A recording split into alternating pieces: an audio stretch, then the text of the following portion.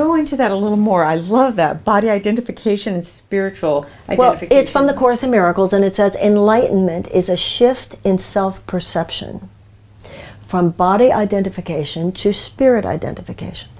On the realm of the body, you're not perfect and nobody else is. But on the level of spirit, we all are perfect. On the level of the body, you were born a minute ago and you're going to die somewhat soon, no matter how old you live to be. Whereas on the level of the spirit, birth is not the beginning but a continuation, and death is not an end but a continuation. On the level of the body, it's all about what other people did or what you did or who said what or who did what and who has what and what your resume is and what your successes were and what your failures were and what other people think of you.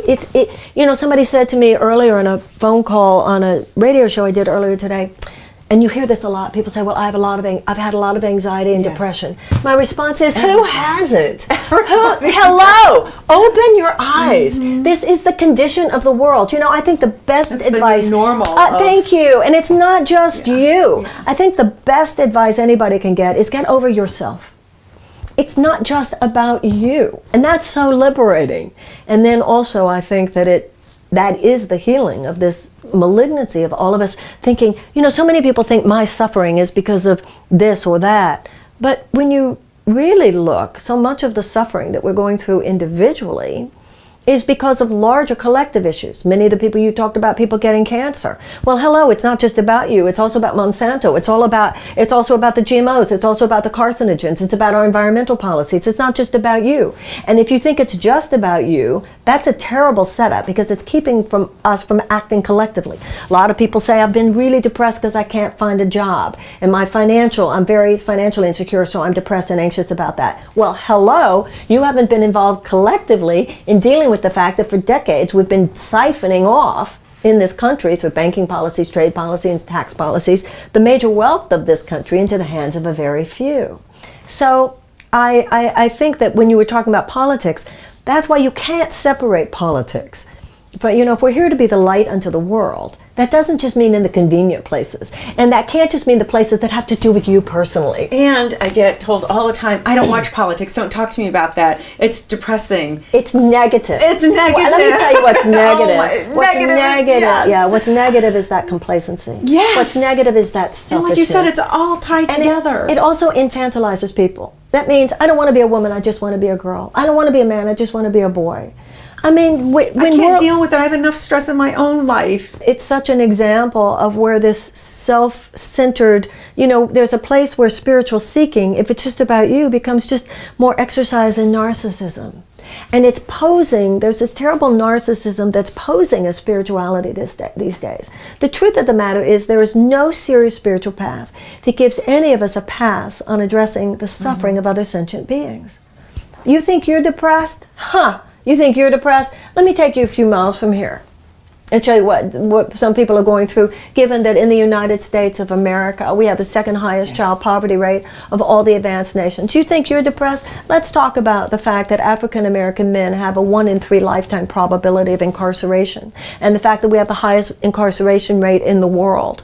And the fact that 500,000 of the people we have in our 2.4 million person prison population are there for nonviolent drug offenses.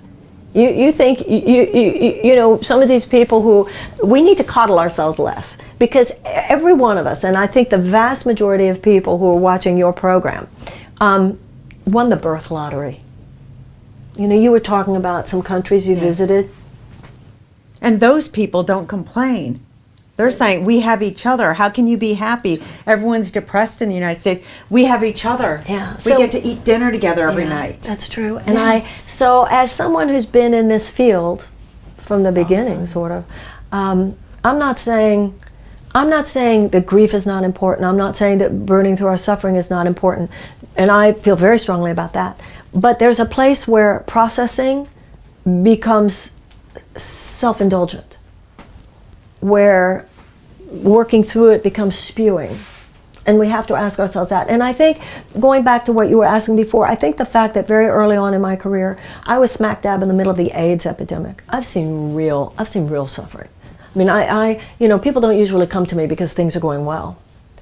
People whose children have been murdered, whose family members die of drug overdoses, who full tilt catastrophes happen in their lives.